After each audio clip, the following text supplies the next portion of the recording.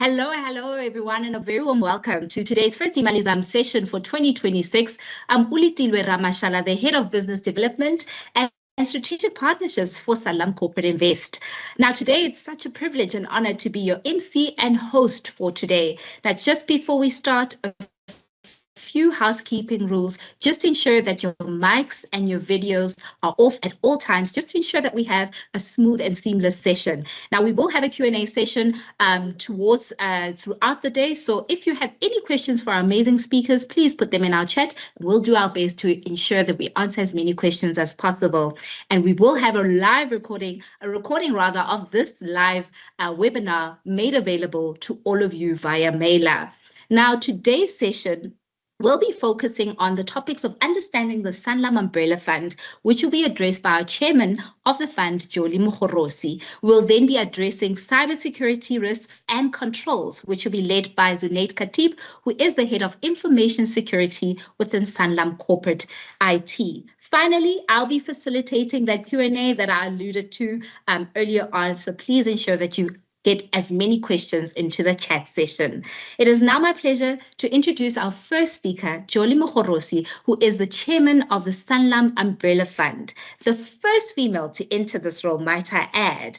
Jolie brings a wealth of experience, having held various leadership positions across and industry bodies, including the Southern African Pension Funds Investment Forum, Asset Owners Forum, as well as BATSITA, of course. Her experience and proven track record ensures a seamless transition and reinforces the fund's dedication to robust financial security for its members. Today, we'll be sharing insights on the Sanlam Umbrella Fund, including taking us through what the Sanlam Umbrella Fund is and explaining how the trustees protect members' interests. Well, with that said, Jolie, the floor is yours. Hello, and thank you for joining us.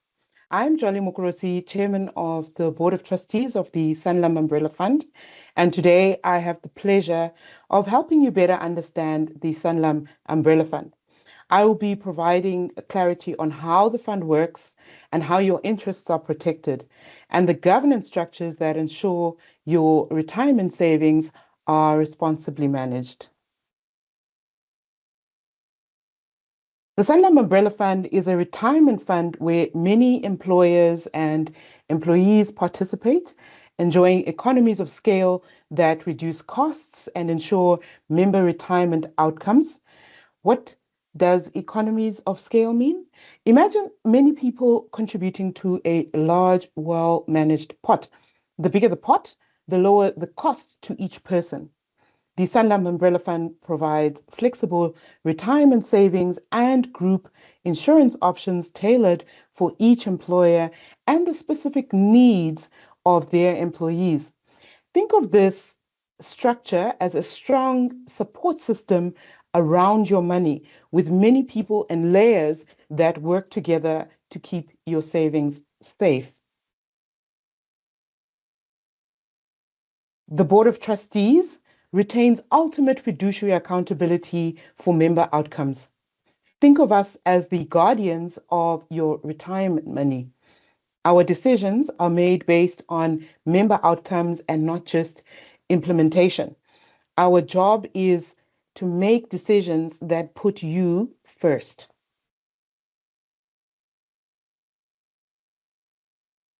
Trustees set the direction. Trustees ensure the fund is governed in accordance with the law.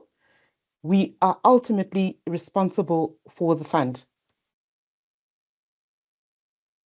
As the chairman of the Sanlam Umbrella Fund's Board of Trustees, I lead the board, ensure there is strong governance, and protect members' interests. The principal officer and deputy principal officer ensures execution of the board's instructions happens. They also ensure that the fund is compliant with all requirements of the law. They, in turn, are supported by a fund secretariat team. And service providers deliver the specialist work, all monitored through strict governance.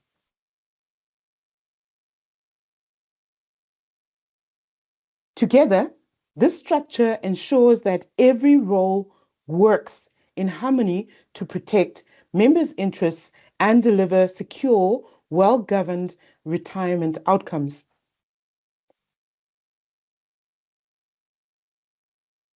For this structure to work, we need good governance.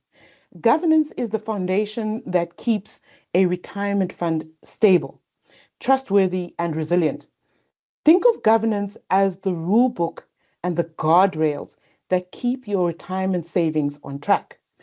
Even when the environment becomes uncertain, governance is the backbone of the fund, ensuring integrity, ethical leadership, transparency, and accountability. What does governance matter? Why does governance matter? Strong governance ensures protection of your retirement savings, prudent financial decision making, trust in the fund and its leadership, operational continuity during crisis, and compliance with evolving legislation. It is through governance that member interests remain safeguarded, investment outcomes are monitored, and risks, including cyber risks, are effectively managed.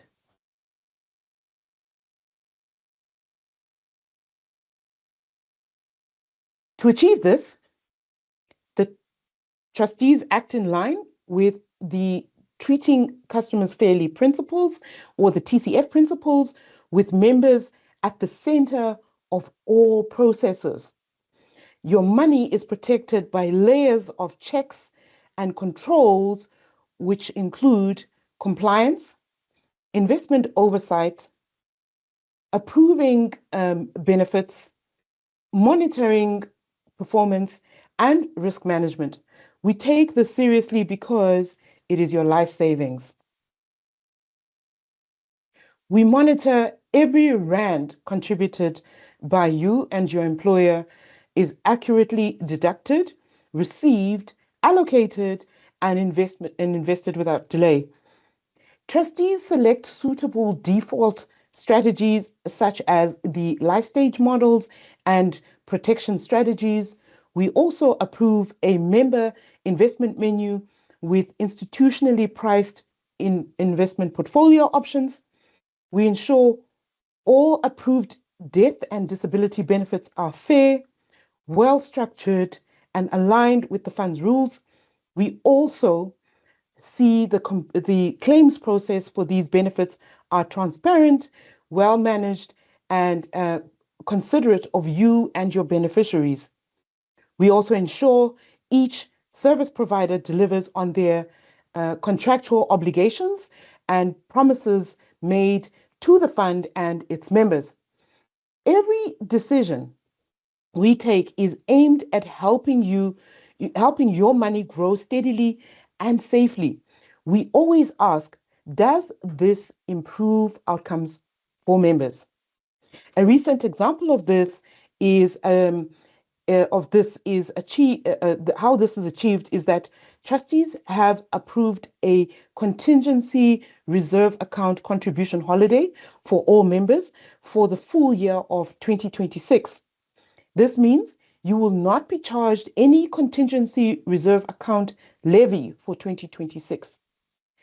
This isn't just a financial adjustment, it's a direct, meaningful way to return value to members when the fund is performing strongly. This decision helps reduce your costs during the year and reflects our commitment to supporting members, demonstrating prudent financial management on behalf of members. This decision reflects careful assessment of the fund's funding levels and long-term sustainability. When the fund performs well or efficiencies are found, we pass the benefits back to you.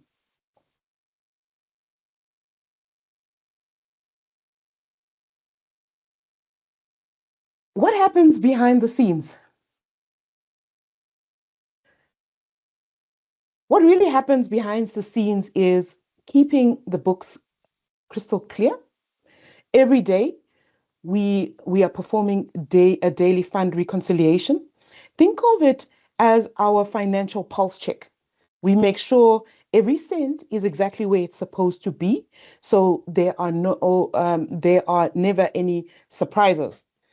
Guarding your contributions, we don't just wait for payments to arrive. We actively monitor employer contributions. Our goal is to ensure that what's promised is what's paid, protecting the integrity of the fund for everyone involved. Watching the numbers work, we keep a constant eye on the market by reviewing investment performance. It's not just about looking at the charts, it's about ensuring the strategy is actually delivering the results we need for the long haul. Respecting your time.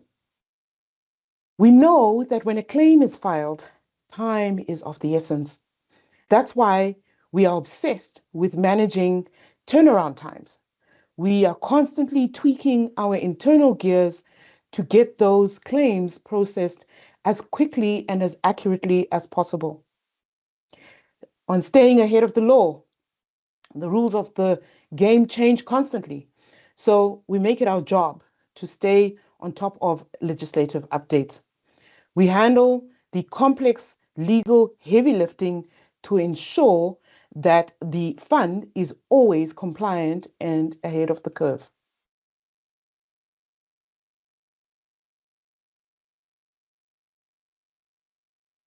Now, when we think about investments for retirement, it is easy to focus on what is happening in the world right now. Whether it's the global uncertainty, economic shifts, or news that makes the markets feel unpredictable. This graph helps put that into perspective. It shows how a simple 100 Rand invested in local equities 40 years ago would have grown over time. As you will notice, the journey is far from smooth. There are periods where the value dips and later climbs again. These ups and downs are a normal part of long-term investing. What's important is the bigger picture. So despite the short-term volatility, the market has historically delivered positive growth over the long run. That's why it's so important not to make sudden changes to your retirement savings based on short-term events. Before adjusting your portfolio, always speak to your financial advisor. If you're not sure who your advisor is, the fund's retirement benefit counselors are available to guide you in the right direction.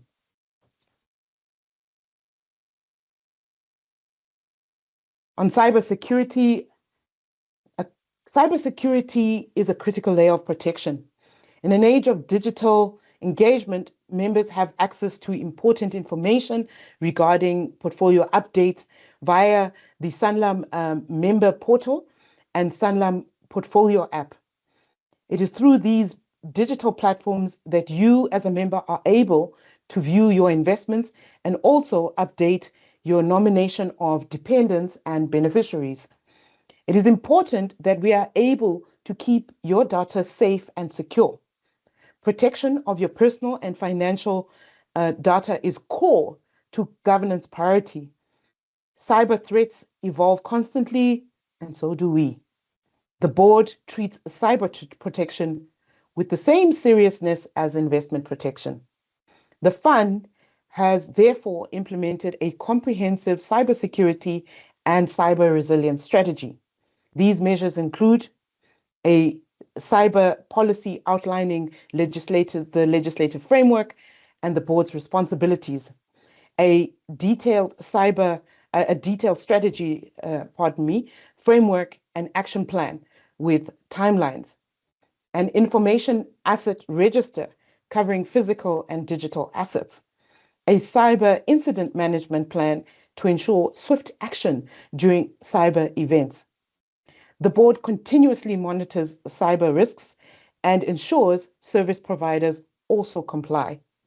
Members can take comfort knowing that data security is one of the board's highest priorities.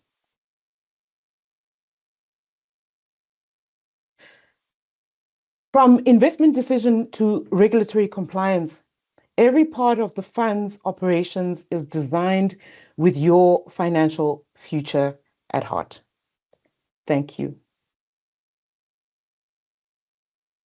Thank you, Jolly, for sharing your fantastic insights into how the Sanlam Umbrella Fund works and why it's important for our members to understand why they should trust the fund with their money. As we conclude on this very importance of governance, especially cybersecurity, it's fitting that our next speaker takes you into a deeper dive into cybersecurity as well as cyber resilience, which will help you in understanding how we continue to safeguard your information in an increasingly digital world. Well, ladies and gentlemen, it is my pleasure in introducing to you Zunaid Khatib, who is our head of Information Security at Sanlam Corporate IT. Zunaid has a special focus on IT security, and he'll be taking us through things like the Sanlam Umbrella Fund's role in ensuring that member data is protected, as well as identity theft, and how to ensure that you don't fall victim to this. Well, Zunaid, thank you so much for joining us. My pleasure, Latifa. Great. Let's kickstart on this very important discussion. The Sanlam member portal is being upgraded. Can you take us through this process? Absolutely. The member portal upgrade is part of Sanlam's broader commitment to strengthening security. From a cyber perspective, upgrades like these allow us to modernize the underlying systems, close security gaps, and introduce stronger protective controls that are aligned with the threat landscape. As cyber risks evolve, so too must our platforms to protect member information. These upgrades allow us to stay ahead of the game, so to speak, to ensure that we continue to safeguard personal and financial data while maintaining secure and reliable access for members. Absolutely, Zunaid. It's important for us to stay ahead of the game, right? Can you tell us if the member portal upgrade is related to Joint Standard 2? Wait, perhaps let's take a few steps back. Let's start by understanding what is Joint Standard 2 and why does this matter for our members? Sure. So Joint Standard 2 is a regulatory standard focused on strengthening cybersecurity and cyber resilience across financial institutions. It requires organizations such as Sanlam, for example, to demonstrate that we can prevent, detect, respond, and recover from cyber incidents effectively. For members, this matters because it directly influences how well their personal information and financial information is protected. The portal upgrades support these regulatory requirements by ensuring that our systems meet modern security requirements and continue to operate safely even in the face of cyber threats. I like it, Zunaid. It has a ring to it. Protect, prevent, as well as detect. That's indeed very interesting rather. So in your line of work, what kind of financial harm are you seeing that's most often when information is being compromised? So unfortunately, as South Africans, we are highly exposed. There have been a number of big breaches in the past, and information such as ID numbers, contact details, bank information, it's out there, unfortunately, in the bad areas, corners of the internet. It's been circulated widely, and this is no thanks to incidents such as the Experian breach, TransUnion, and the Department of Justice breaches, which resulted in widespread information being compromised. Yeah, so the most common harm that we see is impersonation-based financial fraud. Once criminals link an ID number to a bank account or mobile number, they can open up fraudulent loans. They can intercept one-time passwords, for example, convincingly impersonate victims when dealing with financial institutions as well. So unfortunately, the information is out there, and we're leading to something as we go along with this talk as to why passwords is no longer merely a primary form of control. Sure, I hear you, Zaid. That's really, really scary. So what are the trends or incidents which you see the most in your line of work? So cyber criminals, they are definitely becoming more sophisticated. It's common knowledge that the tools that we are using, AI, for example, the cyber criminals are also using against us. So we're seeing, for example, cyber criminals using AI-enhanced phishing, which is and highly realistic fake websites, for example, advanced social engineering techniques that are designed to bypass traditional security measures. So ordinary consumers are increasingly being targeted because individuals are typically the weakest link. We have fewer security controls as individuals than organizations. So criminals, what they do is they follow the path of least resistance. And unfortunately, this means for all of us, this means that we become the targets of the attacks. Oh, that's actually quite scary. I'm hearing AI phishing. How can then we as members better partner with Sanlam in terms of, safeguarding ourselves from this identity theft? So because AI is becoming so good at what, for example, creating fake videos of people, it's almost indistinguishable to tell what's the difference between what is real and what is fake. And the only way that you can guard against it is to be mindful, to be alert, to actually think, does this make sense? What am I looking at? Challenge whatever you're seeing, because it really is becoming increasingly harder to tell what is real and what is not real. So my message is definitely to challenge everything that you are seeing and be mindful. I like that, Sinead. Now, we know that in the age of digital, one of the risks we run is becoming a victim of identity theft. I guess we've touched on that a bit, right? Can you talk us through what identity theft is and what is the typical cost of an identity theft fraud incident? So in simple terms, identity theft is merely when somebody steals your personal information, like your ID number or your bank details, without, of course, without your permission, to pretend to be you and commit fraud. That's the essence of identity theft. And generally, it's not a single incident. It's often a long-term ordeal, and which can lead to a lot of pain in dealing with the after effects. So once somebody's identity has been compromised, it can be reused repeatedly over months or even years. So victims often have to engage then with banks, credit bureaus, service providers, and sometimes even legal channels multiple times to resolve the issues. This leads to significant time loss for the individuals, stress and emotional fatigue. And financially, the damage can be severe. Fraudulent credit, if you think about that, unauthorized withdrawals, just as examples.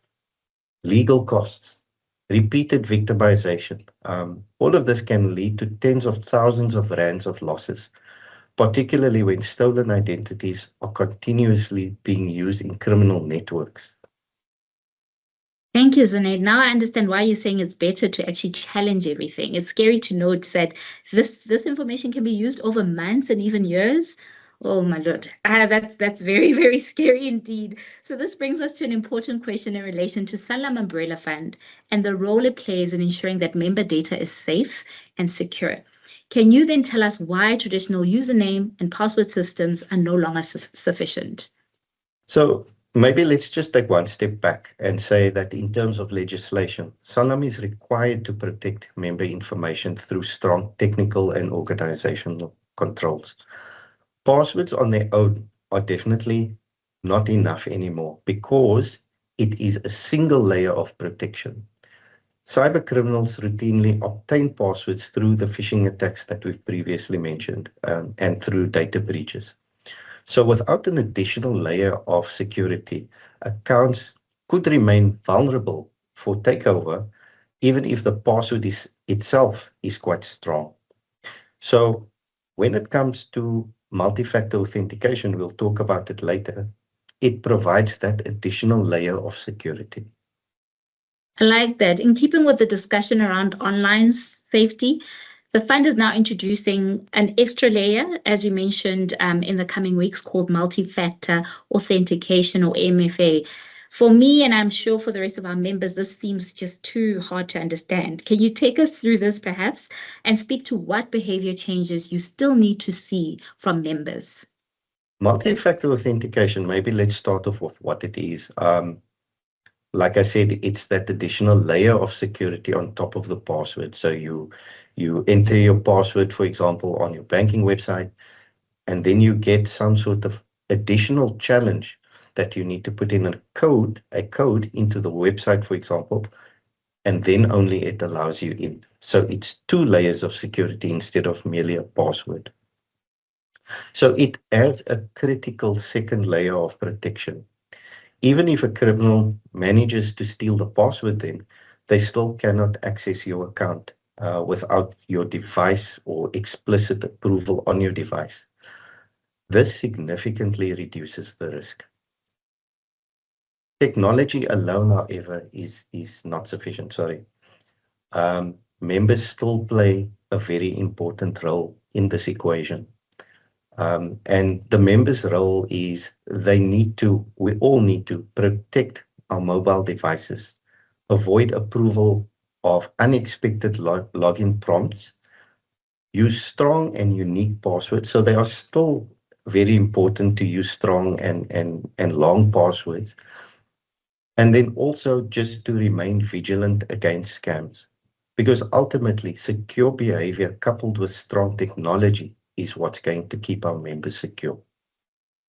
I like that. And now I understand our IT when they every time are asking us to, make our passwords extra strong and long. I guess sometimes behavior says, let me make it short so I can remember it. But now you're making us understand the importance of making it long, complicated, so that we partner with you in terms of ensuring that our data is not compromised.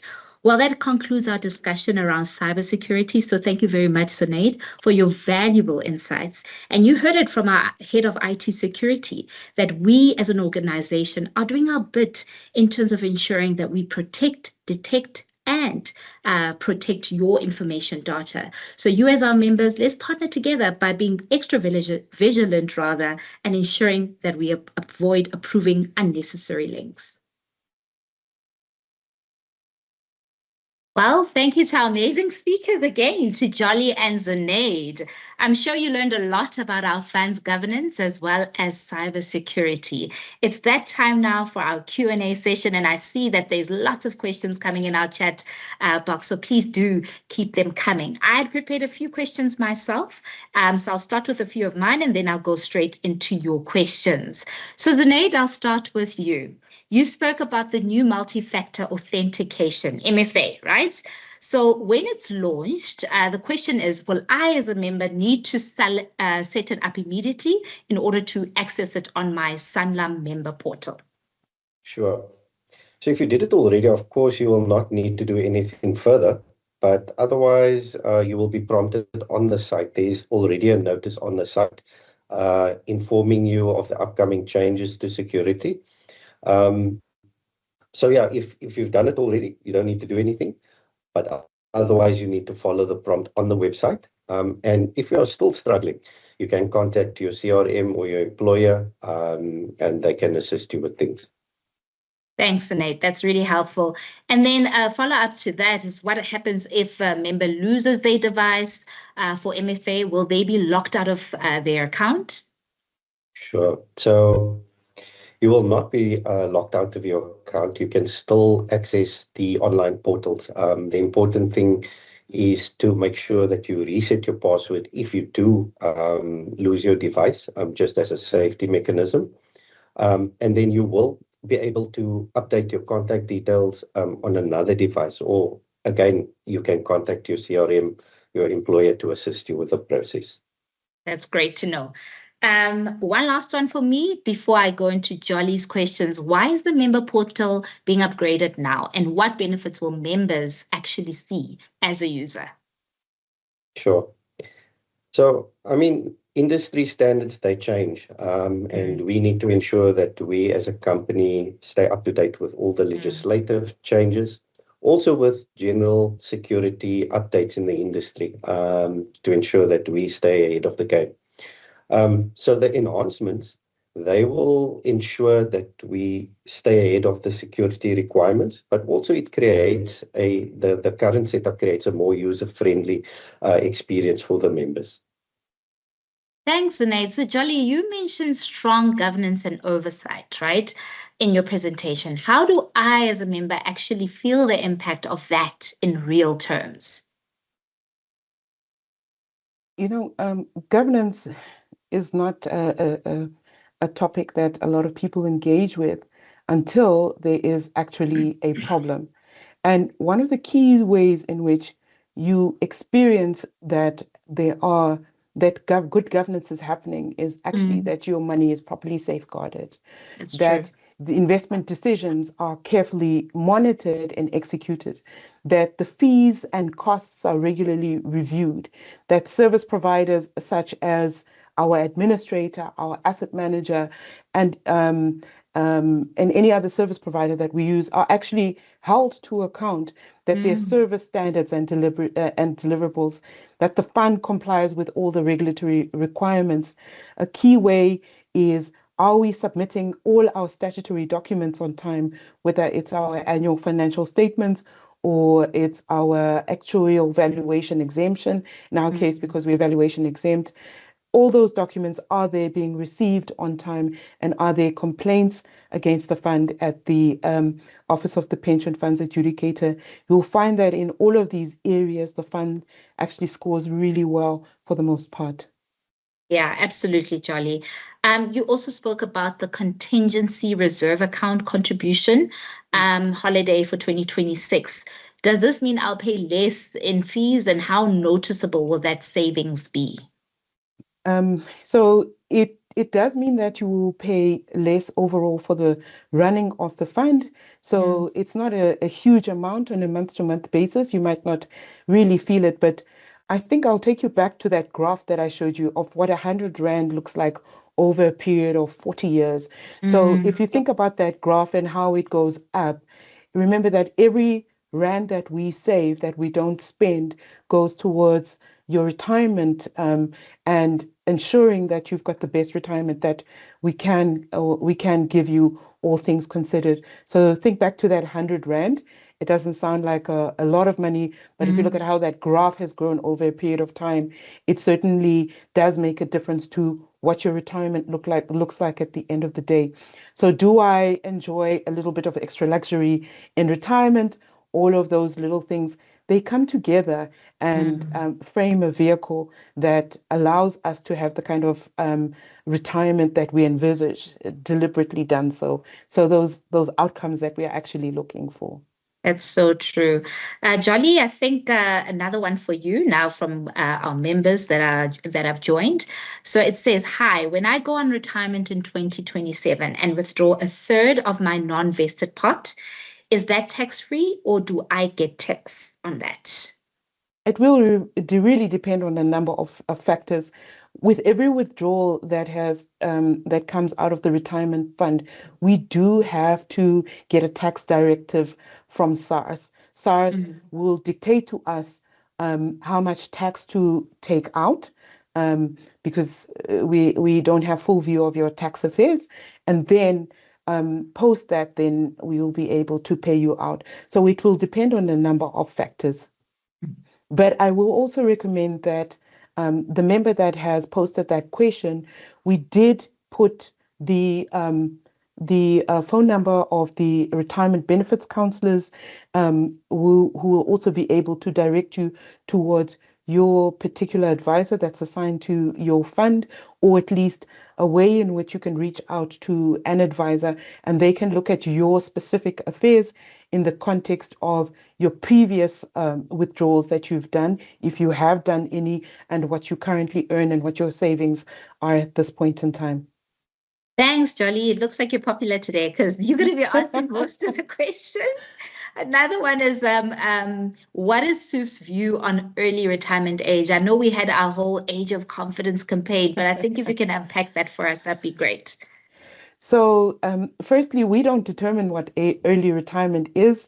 That actually comes directly from the Income Tax Act. The Income Tax Act allows members to take early retirement from the age of 55. But the financial gurus will always say this. It's time in the market that matters. It's time in the market. The whole Age of Confidence campaign that was done was partially done on the basis that we are living longer than previous generations have lived. So our savings need to last a lot longer than they previously would have. Whereas life expectancy might have been 5-10 years. Not so long ago, life expectancies have increased significantly. Modern medicine, there's been advancements that ensure that we are able to live a lot longer than we were before. What we assume you would love is to have a comfortable retirement. And so to have a comfortable retirement, there are a number of factors that need to be taken into account. Again, that is why we always say, have that conversation with your own individual financial advisor, so that should the time come, you have not undersaved in any way, and that you are able to enjoy a dignified retirement. I like that, Jolly. And it's very important to remember that, no one can really time the market, but rather to spend time in the market. So absolutely agree. And I think this question ties in really nicely. Does the return to members mean a double whammy next year? Jolly, I think that's for you again. It's a pity that I didn't really understand. I don't really understand what the question is trying to ask. But if you are specifically, I'm going to assume that your worry is that we've taken a holiday on the CRA, the contingency reserve account. So next year, are we going to double? No, we're not going to double that next year. We have got reserves. So we have assessed that what we have in the contingency reserve account will take us into 2026 quite comfortably. So there's no need to deduct any further from members. So if anything, we are likely to either return back to the original contingency reserve account and not necessarily double it, or we might find that by the time we get to 2027, we will extend the period of the holiday from the CRA levy that you're experiencing at the moment. But we've had this modeled with our actuarial team, with our actuaries, and looked at it from various angles. And just like we ask that you take advice, we as the Board of Trustees also take advice. We do have experts that have recommended to us that it is appropriate at this time for us to take a holiday without impacting the long-term trajectory of the fund. Thank you, Jolly. Let me give you a bit of a break. I know there's a lot of questions coming in for you, but Sinead, let me rope you back in. One of the questions are, if I lose my phone, how do I authenticate my login details for the member portal? I think you answered it, but if you can reiterate this again. Yep. So, I mean, you will have to re-register or log in. You can either log into the portal through another device, but ideally you would want to actually log into the portal and change your password. And if you are changing your device, you'll have to change that contact details as well. You will, of course, need your initial cell phone number and all of those details registered on the system. But I'm sure you'll have that information. I like that. Okay, Sinead, another one for you. If my account is hacked and my investments are compromised, what steps should I follow? Sure. The main thing is that an investigation will have to take place. So ideally, you'd have to contact your CRM so that an investigation can be kickstarted and we can figure out what has happened and the next steps. Hey, Great, jolly. If I'm worried about the current landscape in Iran, I knew this one was going to come up, and the US war, how can I ensure that my investments are safe? Very good question. Again, the investments are monitored, or at least in the Sanlam Umbrella Fund, we monitor the investments on a regular basis. We've got an investment committee. We also have a investment consultant in Simeka, and we have got other service providers that look to ensure that we are on track from an investment objective perspective. So like I said in my presentation, do not make any rash decisions. Please do consult your advisor, your financial advisor. You can call our retirement benefits counseling line, and they will assist you with the necessary information for you to make contact with an appropriate individual who is licensed, and they will say the same thing, that it is likely that these are temporary blips.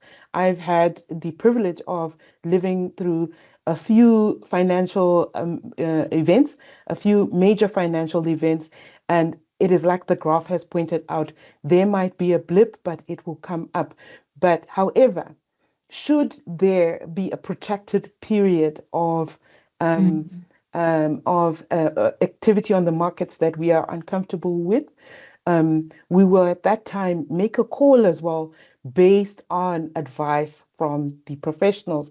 Once again, we are not making rash investment decisions based on what is happening in the short term, keeping in mind that this is a long-term vehicle and it's a long-term horizon. And the markets have shown that though they may be temporary dips, in the long run, it is time in the market and not timing the market that counts. However, having said all of this, our portfolios are structured such that we can take decisions quickly. But I would advise that you speak to our retirement benefits counselors, who will then direct you towards financial advisors. And there's a reason why they have to get accreditation to have this role in the first instance, that they are licensed to do this, and they will be able to respond to you in a way that makes sense over your greater portfolio.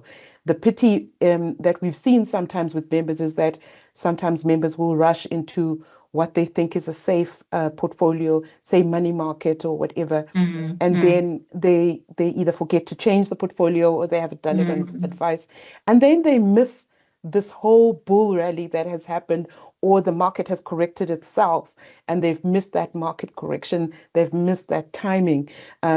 We find it very difficult as human beings to time the market. It's time in the market, not timing the market. So again, go back to your financial advisor, I would say, to this member, and they will give you the appropriate advice that makes sense for you at this time. 100%, 100%. Thanks, Jolly. And also, what is the CRA levies currently, Jolly? We don't have a CRA levy. That was the whole beauty of the thing. It's zero at the moment, and it will remain at zero until we review the decision next year. So that was the beauty of this whole announcement that we were making. Fantastic. It's great to know that the CRA levies are currently zero. Zunaid, I've got one for you. How do I prove that there has been fraud on my investment account? I guess we'll have to do the investigation first, because the ability for you to be able to prove that fraud was committed on your account, that might be hard, although we'd probably ask you for any evidence of whatever you're seeing on your end, because I mean, we've got access to the systems and the back ends, so we can check what has happened on the systems from a back end perspective. But in terms of proof, I guess we just need to work together. You have to contact your employer's CRM, see what happened, and we'll ask the relevant questions when we do the investigation. Okay, no, thank you. And then one more for you as well. I think you touched on this a little bit in your presentation, but one of our members is asking, how often do I need to update my app password to ensure the security is not compromised? So, I mean, there's multiple ways to answer that question. The best way to answer is often. We at Sanlam, I like I mean, we try to update our passwords every so few months. Like, I would recommend, like, I mean, it depends which standard you follow.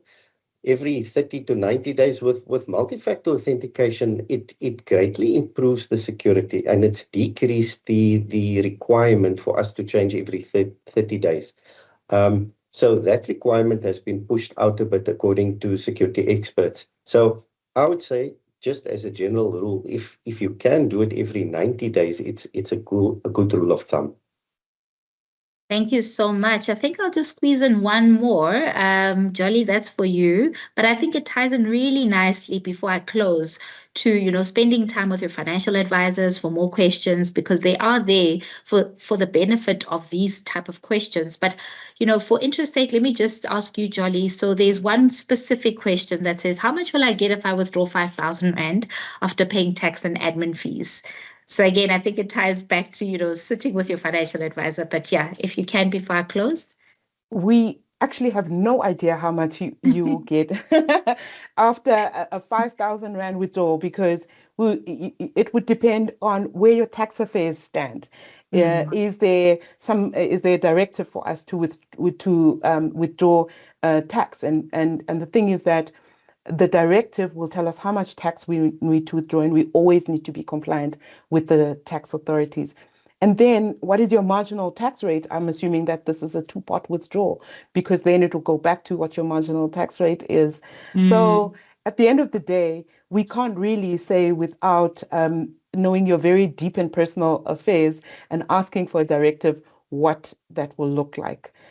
We did an exercise at the beginning of two-pot where we had a couple of people do two-pot withdrawals to see how much they would come up with, and the numbers, of course, were vastly different depending on what your marginal tax rate was, because we all didn't have the same marginal tax rate.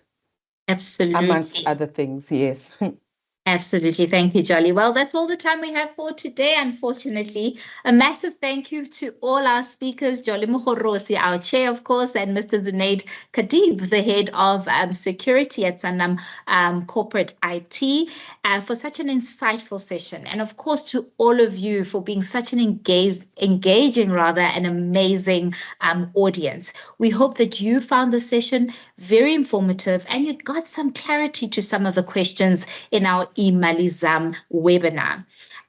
If you didn't get a chance to get all your questions answered, don't worry. We will have all the Q&As answered when we send that recording to you guys via mailer. Well, thank you again to all of you. With that said, have a wonderful day. It's been a pleasure to being your MC and host for today. Goodbye and take care.